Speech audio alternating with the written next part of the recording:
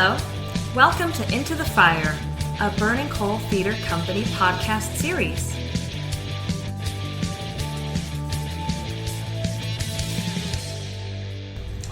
Hi, this is Jerome Davis. I'm the Artistic Director of Burning Coal Theater Company, and I'd like to welcome everyone to Into the Fire, the Burning Coal Theater Company podcast series on all things theatrical. And today we have 8 very theatrical persons joining us. They are the Playwrights, who are being presented in KidsWrite 2026. Those performances at Burning Coal run May 29th and 30th. At 7 p.m. And so we'd like to welcome all of our playwrights. And we'd also like to thank So-and-So Books for hosting us for the, I believe, 6th year in a row here at So-and-So Books, just a few blocks north of Burning Coal. So let's start off with, Eliza Bash. Eliza, welcome. Thank you for joining us. Thank you for having me. It is my pleasure. Eliza, where are you from? Well, I live in Chapel Hill. I go to school in Durham. What school do you go to? I go to Research Triangle High School. Research Triangle High School. That's good. And you're studying particular subjects there, or just the normal, course of study for a high school student? I mean, I mostly take required classes, but I try to write a little bit on the side. And is that the objective for you after you get out of high school? Are you looking to become a writer? I'm still contemplating things. I think writing is really fun. Yeah. When did you start? Do you remember the first time it occurred to you to write down what you were thinking or what you were feeling? Well, they've always had us write a lot of stuff in school, but I think I really developed an interest in creative writing probably during the pandemic, when my brother and I ended up writing like a 39 short plays about an evil alien warlord named Zorg. I guess it sort of spiraled from there. 39 short plays about an evil alien named Zorg? Zorg. Mm-hmm. Okay, very good. And is that sort of writing the thing that interests you most? Science fiction or sword and sorcery, or what area interests you most as a writer? I like to write all over the place. It really just depends on what has particularly sparked inspiration at the time. I think my play for this is, it's a surrealist play. So it's not quite sci-fi, but it has elements of that. I definitely think that if you add in a little bit of mystery or magic, it can make things more interesting, but I'm certainly not averse to realism either. Do you have any role models right now in the writing field? Oh, well, I'm a big fan of Tina Fey. I read her book. I think she's awesome. She's so cool. Okay. She's really funny. Okay, let's move on. Let's go to Delaney now. Delaney or Del Trailer. Welcome. Thank you for joining us. Thank you for having me. It is our pleasure indeed. Delaney, you attend Carborough High School, is that correct? Yes. Yeah, and what year are you? I'm a freshman. You're a freshman, okay, so just about to finish, or you have finished your freshman year? Just about to. How was it? It was something. It's always a big shift from middle school into high school. I found out. Are you originally from Carborough, or did you move there at some point? I am from Houston, Texas, and we moved here the summer before I started 7th grade. And your father is Adam Trailer, who's in the audience today. Adam has worked with Burning Coal in the past before he moved to Houston, and probably before you as well. So we're glad to have Adam back in town. Delaney, let's ask you the same question. When did you first start writing? Was it a school assignment, or what? How did that happen? I mean, I've always kind of liked writing. I guess it did start in school, I guess. I mean, not like a pinpoint exact event, but there was creative writing assignments that I had to do in classes, and that kind of just like sparked something. So I continued writing outside of school, and I keep writing now. Is there a particular kind of writing that you like to do? I kind of do a lot of things. I write plays. I am a poet. I am currently working on a novel as well. So I do a lot of different things. Well, tell me about the novel. That sounds interesting. It's certainly a work in progress. It is a science fiction novel about time travel. Okay. I am nearing the end of my first draft, hopefully, but it's gonna have to take a lot of revisions. This time travel is an interesting subject. Is it the kind of subject that you can do research on, or How do you immerse yourself in that world? It's a lot of theoreticals, of course. I try to do as much research on it as I can. I've done quite a few research projects in the past for English and for science assignments related to time travel. So I try to do research, but it is all theoretical, so there are some things for the sake of the book that I have to just make up. Have you been surprised by any of the research yet? A lot of it is very, like, how do I put this? It's just hard to imagine a lot of the things because of how much thinking really goes into it, and math as well. There's so much math involved in time travel. Sure. Absolutely. Well, Delaney, we're glad to have you. And then let's now introduce Neil Joshi. Neil, thank you for joining us. Thank you for having me. Is this your first year at? I actually did this 2 years ago. Actually, again. You were one of our. I always hate to say winners, but yours was one of the plays we selected 2 years ago. Yeah, 2 years ago. And tell us a little bit about you. You go to Green Hope High School, is that right? Out in Morrisville. Yeah. Sort of. Yeah. I'm a sophomore there. Yeah. And have you been in that area your whole life, or did you move here from some other location? Cary, born and raised. So Cary, okay. They're all my life. My condolences. No, just kidding. I lived right out there for about 15 years. I lived right where 55 intersects with Carpenter Fire Station Road. You probably know where that is. Yeah. So tell us a little bit about Green Hope High School. What are you doing there in your sophomore year? What are you studying? I just take a bunch of classes. My favorite's probably psychology and English. Those are probably my favorite classes. That's interesting, and especially for a writer, I would think.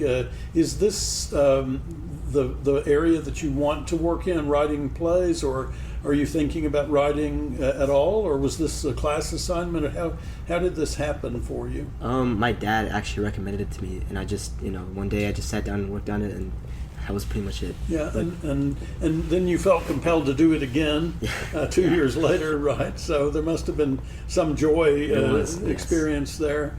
Have you written other things, or are the plays the only things you've written so far? So I was part of a program back in middle school, and we just wrote whatever we wanted there, and it was a creative writing institute. So that's probably a place where I wrote the most. I see. Was it short stories or poems? It was everything, pretty much. Short stories mostly, but poems too, and letters, all sorts of things. Yeah. When you're in high school, you read a lot. Especially in English class, you're given stories to read. Do you have a favorite of the things you've encountered so far? My English books are not that good, but I think there was one back in middle school. It was a book called Flush. That was really inspiring to me, and I found that really personable to me because I really like helping others, the environment. So that was a book that really resonated with me. You connected with it? I connected with it, yes. Yeah, that's good. That's really good. Let's turn that question back to Eliza. Have you read anything that was required of you in school that was inspiring to you, or do you find most of the inspiration in things that you discover on your own? Well, I like to read a lot in school and outside of school. We read the Joy Luck Club recently in my school, which I enjoyed a lot. Outside of school, I like The Catcher in the Rye. I also took a really interesting kind of online creative writing class where we got to read a lot of really good poetry and short stories. So some stuff by Ada Limon. There was one short story called Manus, which was really interesting. It was about like a dystopian future in which aliens were just taking people's hands away and replacing them with like metal hands. It was kind of cool. That's interesting. Yeah. Mm-hmm. Yeah. So I'm hearing a lot of that from all of you, really, science fiction or that kind of area. What is it that's attractive to you about that? What do you think? Is it just the fact that there are less limitations in those worlds, or what's attractive to you about sci-fi and that sort of thing? Well, I think for me it's probably two things. I think first, especially as kids, like I'm sure the other people up here can attest to that. We haven't experienced a ton of stuff. Our lives have been relatively short, so exploring sort of more imaginative worlds gives us a lot more room to write, I think, because we don't have to adhere to expectations of reality, which can sometimes make, I think, kids writing feel a little bit less, maybe for lack of a better word, good, because it doesn't seem as based in experience. Right. And then secondly, I also think that by having the tools of magic or science fiction, you can kind of propose scenarios that help people reevaluate the real world in a different light, because it can sort of take your mind to a new place, and then when you come back to your old place, you're seeing things through a different lens. Del, what about you? Do you feel that sci-fi attraction as well? And if so, what's something that you've been compelled by so far? I mean, I really agree with what you said. I think that really, like, giving the writer that tool of having, like, room for the imagination in that way is very helpful in, like, even if it's just like a small project that you write that's science fiction, once you go back to writing things that are more like, they're not like magic or science fiction based, then you still get like a new look on how you can write that with the circumstances that your characters were put under in something else that you wrote. There's an idea among writers, that is firmly held and firmly resisted in equal measures, but the idea is write about what you know.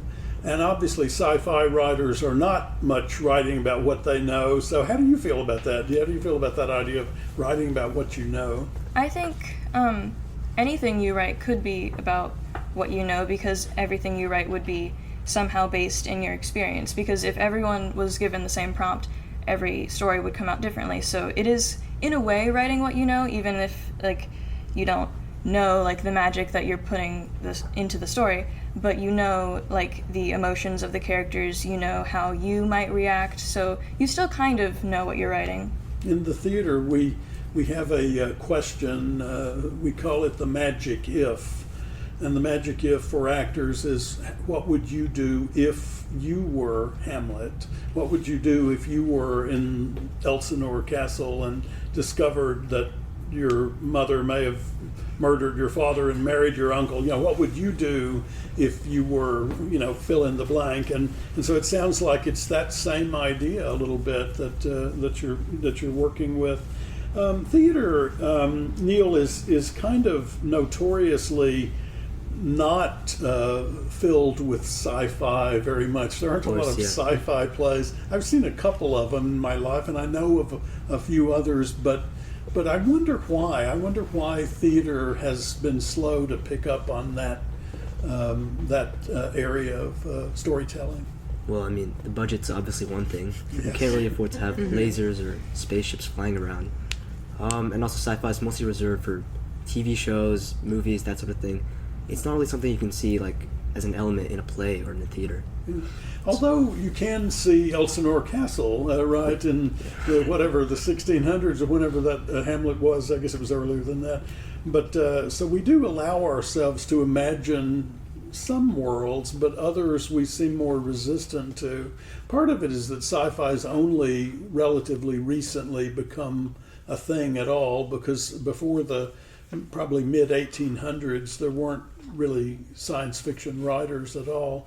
But it's probably after the Industrial Revolution that we really started thinking about that sort of thing as potentially a part of our lives, as opposed to something over there that we never really had anything to do with.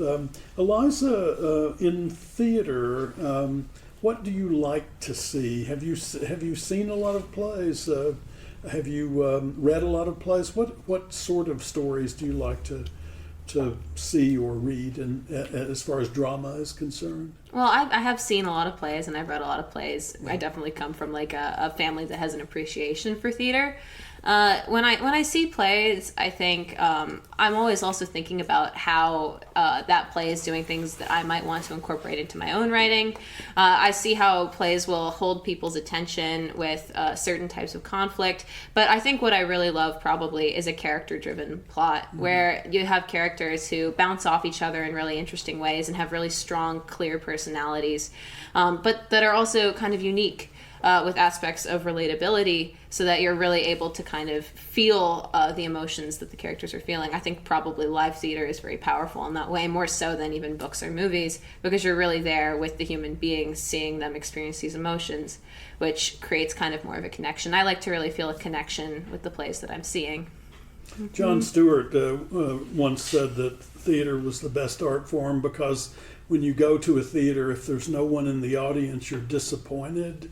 If you go to a movie and there's no one in the audience, you're like, yeah, I can spread out and put my feet up. And I think there's something to that. I think it has to do with what you're talking about, that sense of being there with the storyteller, not just listening to the storyteller, but it's more active in a way, perhaps. Okay, quickly, Eliza, we'll start with you, and we're going to go 1, 2, 3. You are now the marketing person for your play. Give us an elevator speech that will convince people to come and see your play. Tell us the title first, Focus, and then tell us very briefly why people should want to come see it. All right. Well, like you said, my play is called Focus, and it is about it's a surrealist play, and it's about these 4 individuals in a sort of this alternative type of workplace, and it's sort of them going about their day, except that because it's surrealist, the edges of reality are a little bit blurred. It has certainly familiar elements of like an average work day. There's a little break in there. There's a Zoom meeting for any of our COVID rememberies. And then there is also some more classic elements of surrealism, like a random elephant shows up. It's very small. It's not like a full elephant. You shouldn't be expecting a full elephant. Yes, the budget again. The budget, yeah.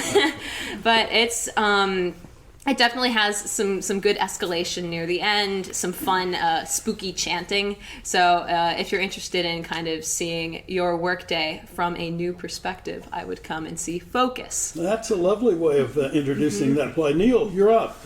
So my play is very subversive. I think it's interesting because a lot of plays you see these days, they pretty much have either a good side, an evil side, or a good or bad side, or an objective.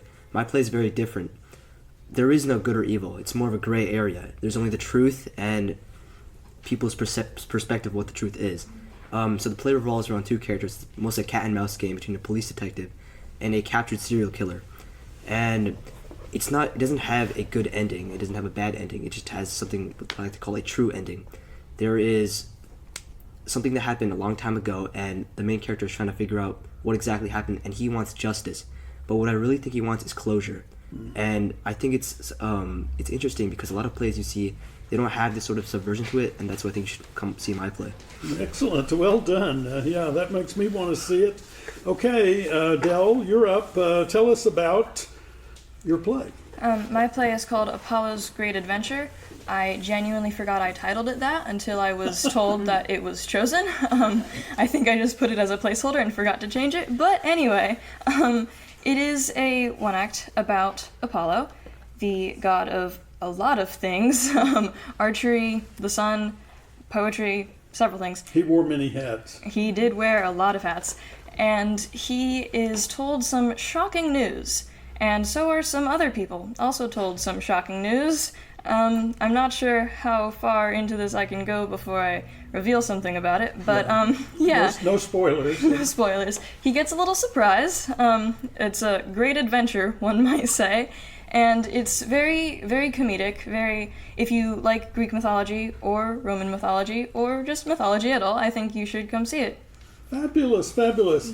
That's Del Traylor, Neil Joshi, and Eliza Bash, 3 of the playwrights for KidsWrite 2026. Thank you all. And we'll ask our next 3 to come up now. Abby, if you want to. Talia, Noah, and Simon. Okay, next up we have Talia Tran. Right, Simon Payan. Payan, okay. And then this card's upside down. Noah Howard.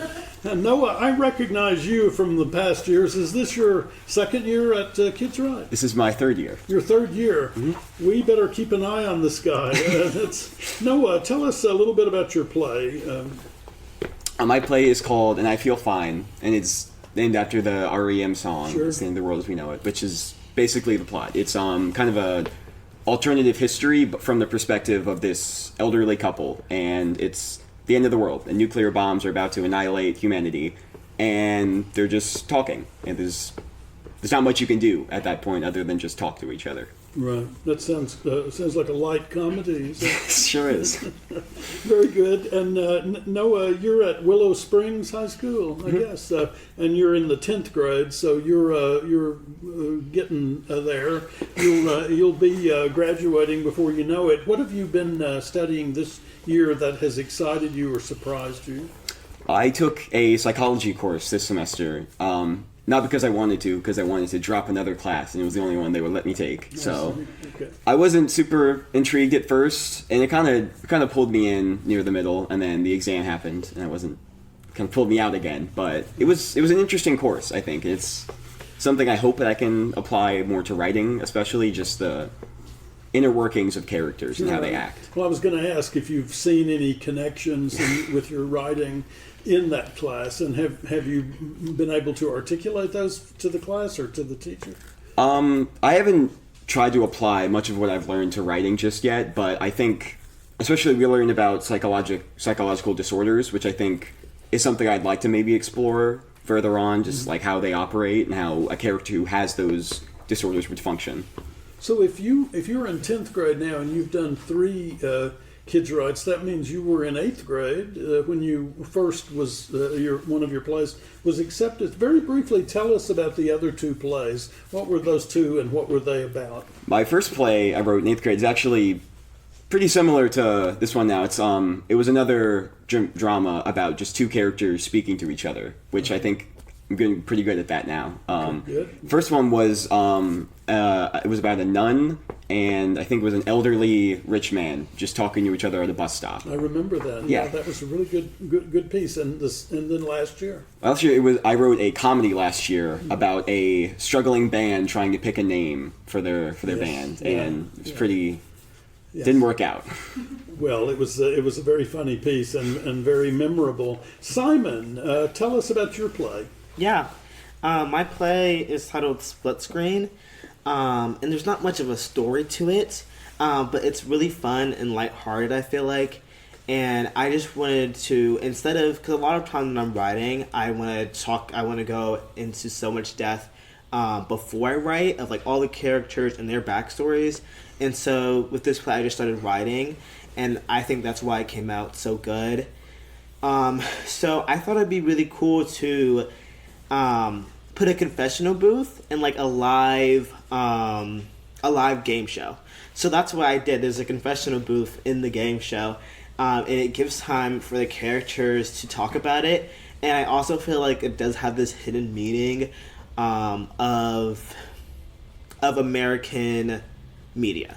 I see.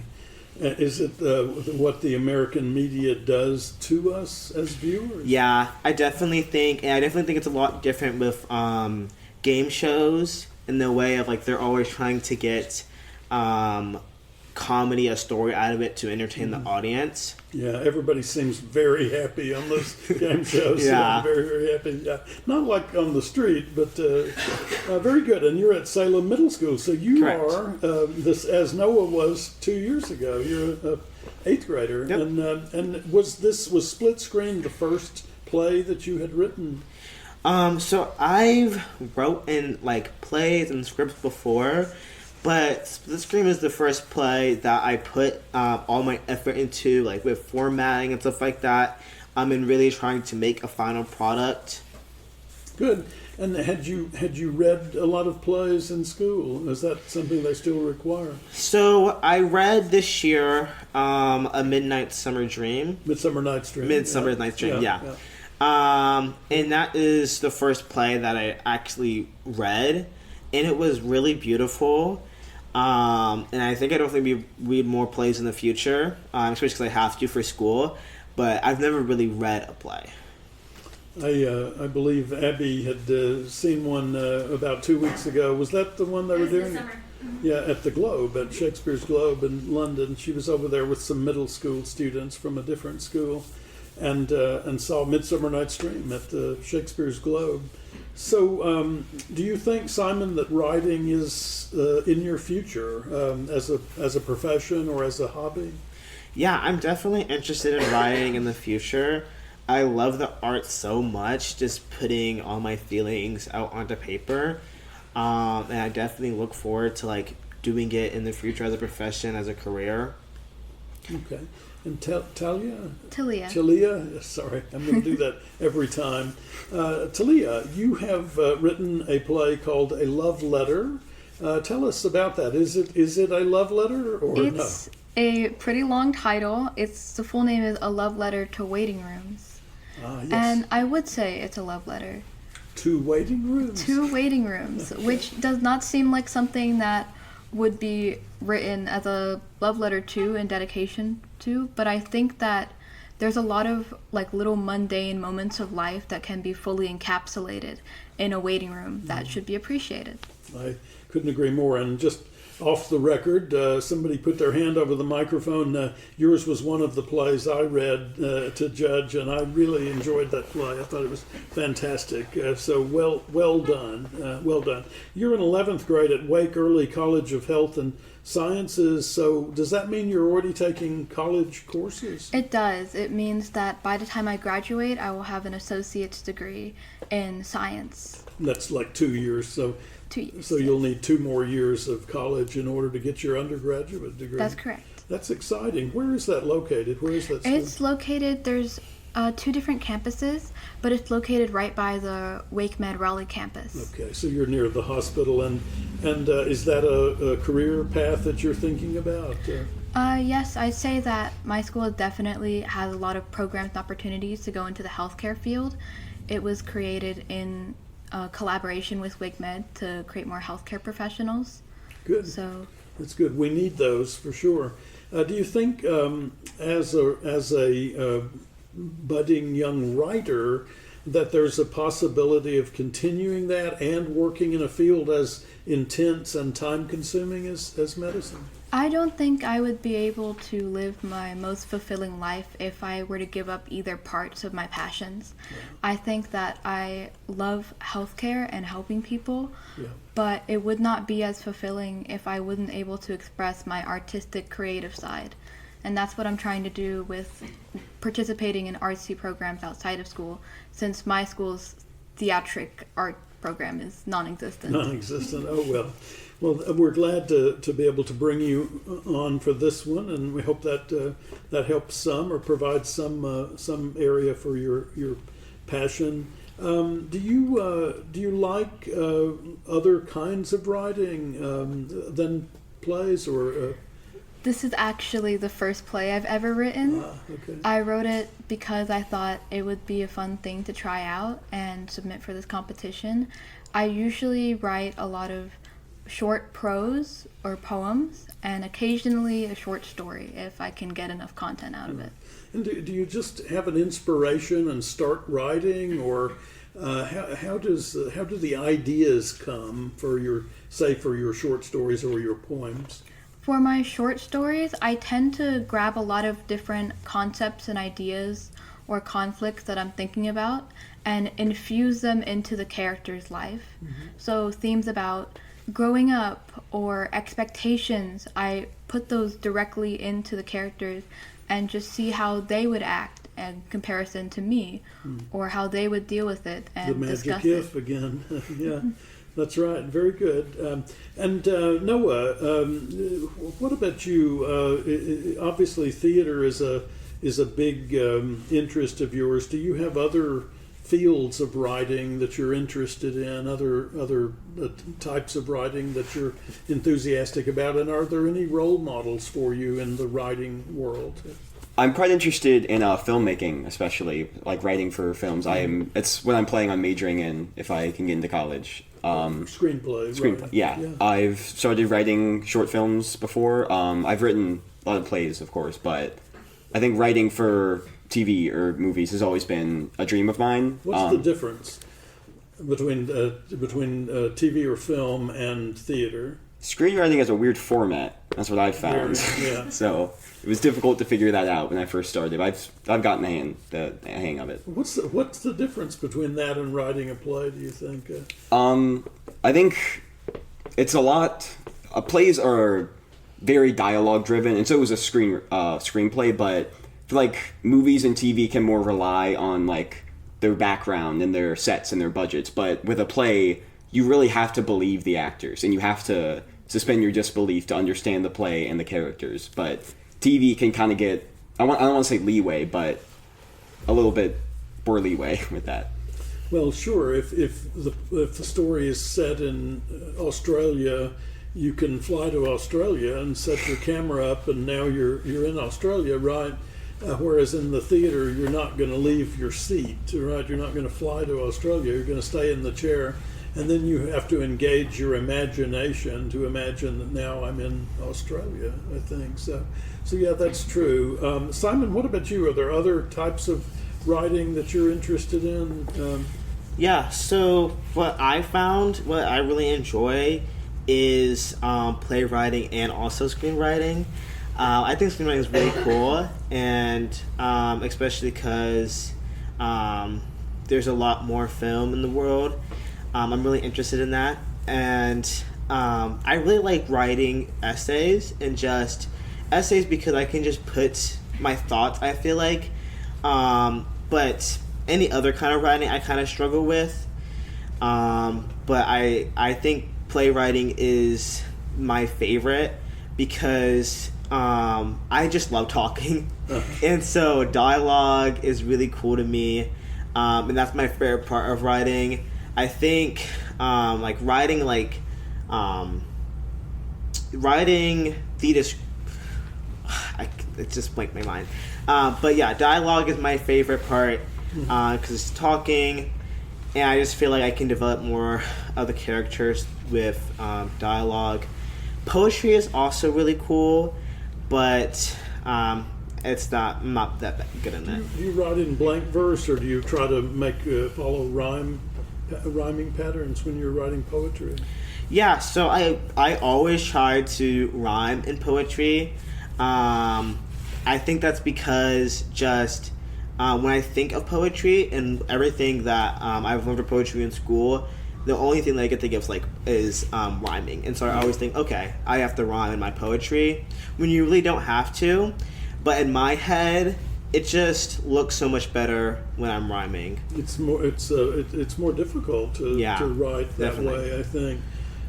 Shakespeare wrote in iambic pentameter, which was 5 measures of 2 beats, right? So da da da da da da da da da da, and then the next verse da da da da da da da da da, right? So 5 measures, 2 beats, which happens to mirror the human heartbeat, and I've always wondered if that was not some part of that. Talia, I got it right that time. Yes, we'll add in some applause to the recording. Do you have role models in the writing world, or do you have role models? I always ask that question, and it never occurs to me that people might have role models in other fields that they bring with them when they're writing. So do you have role models, full stop? I really love Taylor Jenkins Reid's books. I adore everything she's released. I read her book Atmosphere earlier this year, and it is exactly the kind of writing that I would like to bring to my work, not necessarily in terms of content, but in terms of emotion. My goal always when I write something is to bring out emotions in the audience, in the reader, and whoever is interacting with my work. And her book Atmosphere absolutely destroyed me. I was crying, I was a wreck, I was smiling, I was experiencing the full range of human emotions, and I would love to make people feel that with my work. That's fantastic. Simon, how about you? Do you have any writers that really set you on fire, or anybody else outside of writing? Yeah.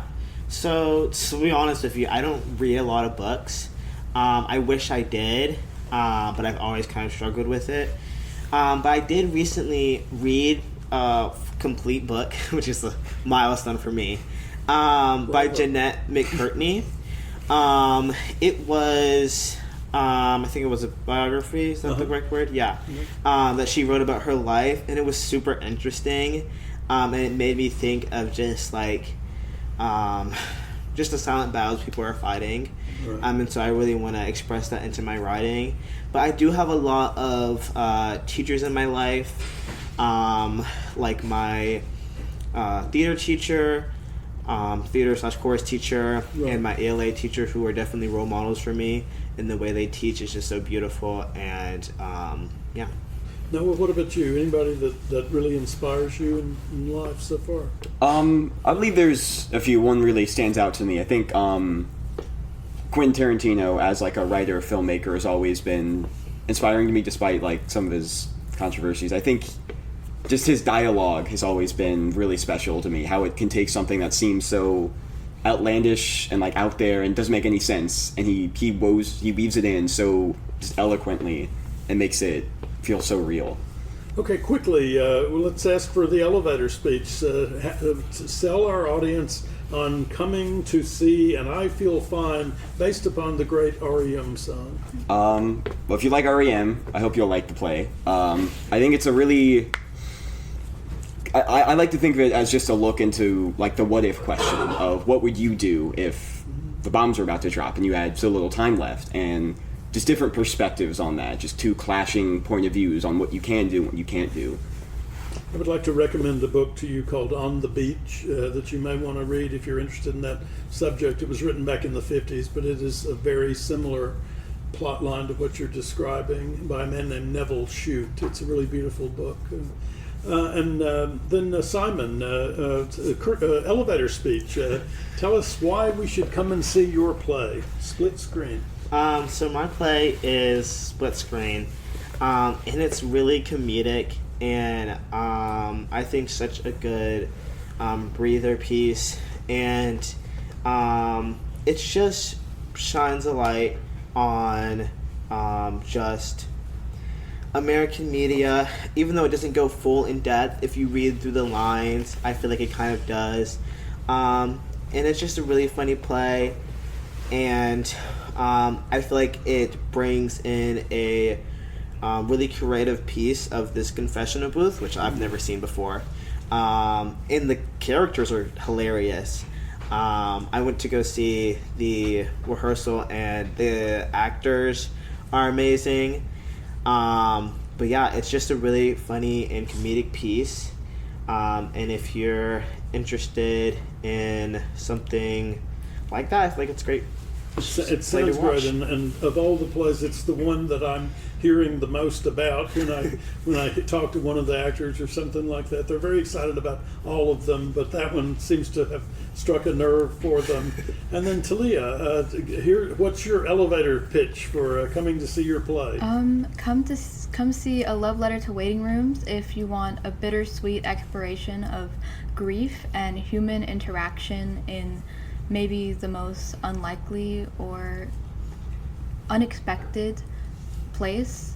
It's an exploration of just what it means to have human connections. I can't think of three more diverse descriptions of plays than that. That sounds like a full evening right there, just those three. Thank you, Talia, thank you, Simon, and thank you, Noah. And we appreciate it. I'm going to pass those back to you guys so you can keep them if you'd like. And thank you for coming. And Abby, I believe we have... We got Nia and Tate as our last two. Okay.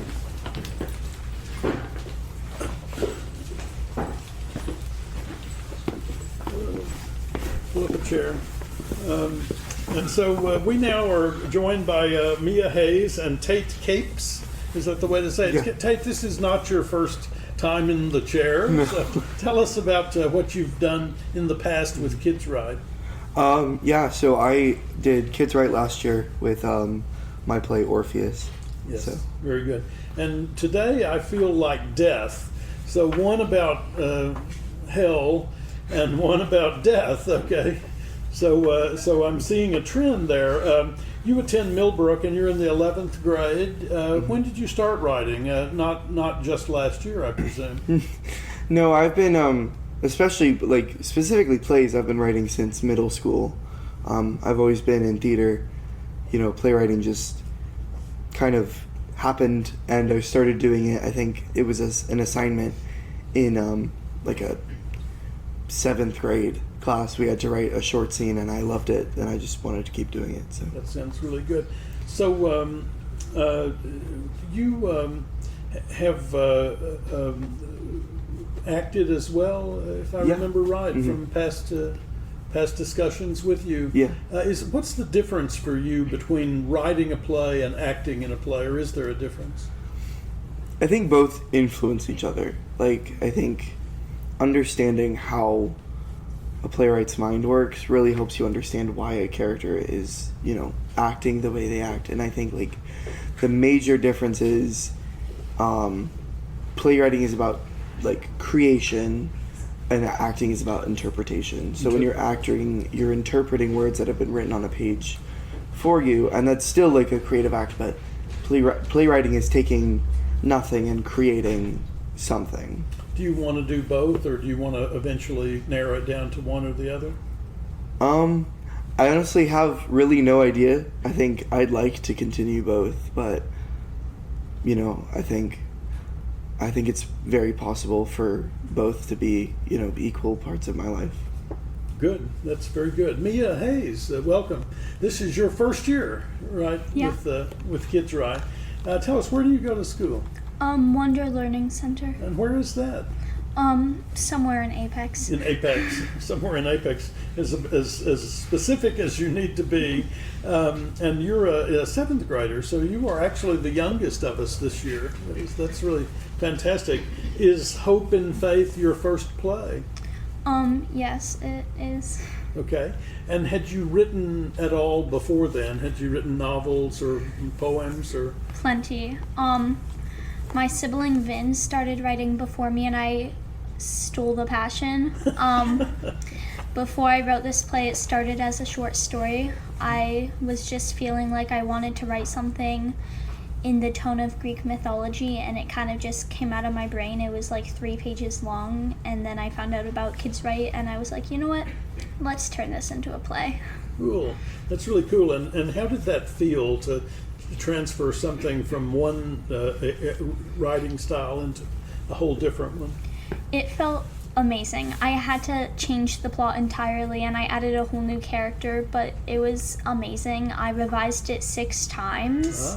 Good. And I'm so glad it got in because I put my whole heart and soul into it. One of my favorite writers says, first draft, just write. Don't worry about how good it is or whether you've spelled things right. Just write, and then start editing. And that writing really is editing more than anything else. Does that sound true to you? Yeah, I just don't do the editing part. Well, if you're doing drafts, you're doing editing a little bit. So do you feel like you'll write other plays or other short stories? I think I will. I'm working on a novel right now. And I don't know if that will become an adaptation to a playwright, but I do believe that I will be making more plays in the future. A lot of people who write plays say that they can see them in their mind, but then I also know writers that say they can't see them in their mind. They just write the dialogue down and hope somebody else can see what it looks like. How does that work for you? When you're writing either a novel or a short story or a play, do you see it playing out in front of you? Yes. When I'm writing the novel and the plays, I see every small detail. I imagine the characters. I know what their voices sound like. I know the setting. Sometimes I can't describe it that I wish I could, but I see every small detail of it like a movie in my mind. How about you, Tate? Does that work that way for you when you're writing, or no? Yeah, I think I write mainly based off of images, and I think I start with images in my head, and then I kind of craft dialogue from there. Yeah. So. Can you give me an example of that? Something that would be clear to us? Like what? Tell us about a story that started as an image. What was the image, and what did it become?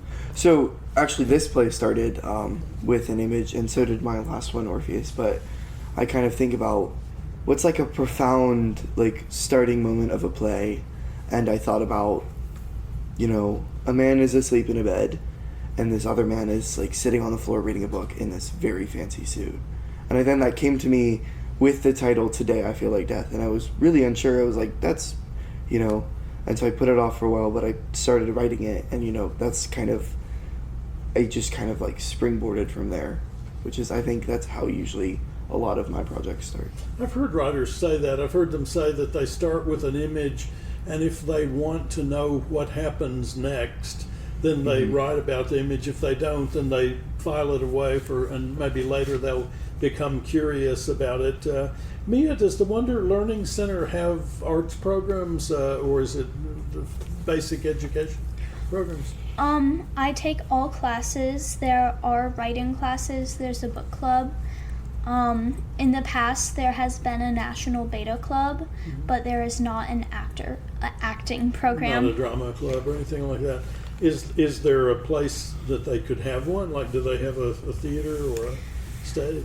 We don't quite have a theater, but I do act outside of school. Oh yeah. What have you done outside of school? This is going to be my 6th year acting. I started with Pied Piper Youth Theater in South Carolina, and then when I moved up here this summer, I did Allie Mae Carn's studio. Oh, nice. We know Allie Mae. She did the musical that I directed a couple of years ago, and her husband, Matt Hager, has done many things with us over the years. So that's great. So what were some of the things you did? I started with Allie doing Band Geeks in the fall, and then I just finished up this weekend Amelie. Oh, nice. The musical version? Yes. Were you Teen Amelie? Edition. I was not Amelie. I was ensemble, but I had a lot of fun, and with the lines that I did have, I put a lot of emotion into them. I could see you as Amelie, so I thought maybe you had. Tate, do you do that? Do you act outside of school? Yeah, I primarily do theater with a studio called Field of Dreams. Field of Dreams, who were just at Burning Coal last week or 2 weeks ago? Yeah. 2 weeks ago, I guess, yeah. And you were doing The Crucible there, Yes. I believe. Which role did you play? Reverend Paris. Ah, okay. Not bad. That's a pretty good role. Yeah. Yeah, did you enjoy that? I think it was a really big challenge for me, and I grew a lot from it. It wasn't my question. Oh. Did you enjoy it? I did. I really did. I think it's harder sometimes to play an unlikable character. Yeah. Which is why, I really enjoyed the time I had there. It's sometimes harder to throw yourself into a character that is not a great person. Were you doing that as well, Mia? Were you when you were in the ensemble for Amelie? Were you playing a nice person or a not so nice person? I was playing a bridal shop worker, so pretty nice person in general. But I have played one villain, and it was one of the eels in Little Mermaid. Oh. And I had a lot of fun with it because it was my first villain, and I got to heel you around all day. I find that shocking. Sorry, bad joke. So how do you do it, Tate? How do you play? And I'm going to say that this would apply for writers as well. Mm-hmm. How do you play somebody that you don't like, or how do you write somebody that you don't like? I think in some way, I always have to find the reasoning or the psychology behind motivation. Why is this character doing what he's doing? Is it because it's the way he was raised, or is it because so for Reverend Paris, it's all about self-preservation and wanting to save himself. So I had to really put myself into the shoes of how important is it to always remain, the best or perfect and all those things. And I think it's the same with writing. And when you write a lot of different kinds of stories, you have to write not great characters sometimes. And it's I had to find a way that I could sympathize with the character. Even if it's a fake sympathy, I had to understand what may drive that character to do what he does, instead of just saying, well, he's just a bad person. Yeah. So just act evil. Most people don't walk around thinking, I'm a really bad person. I'm really selfish, aren't I? Mm-hmm. Most people don't think that. They justify their behavior. So let's wrap up then. I'll ask you what I've asked everybody.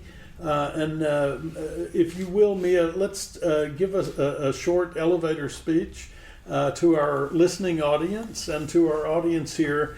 what is a good reason why we should come and see Hope in Faith at Burning Coal? Well, it's a very emotionally strong decision-making play. It is based off of a boy who must go on an adventure because his friend has seen a prophecy. He brings his brother, and his brother doubts him, and he knows this. And this leads to hard decisions that they must make, and I believe that decision-making can be one of the harder things in life because it leads to different paths and you don't get to go back and see what would have happened. And one of the brothers has to face making a choice, and what he chooses will change the ending of the play. Wow, that sounds so interesting. I'm looking forward to seeing it. And Tate, what about you? Today I Feel Like Death. So Today I Feel Like Death is a tragicomedy or dramedy about our relationship to grief, life, and dreams. And so the premise is a man wakes up one day and is told that he is the new Grim Reaper. And the first scene takes place in his house, and it is a very comedic scene where he's, in this moment of desperation. He's like, well, I have nothing going for my life because he's hit a wall and he's given up.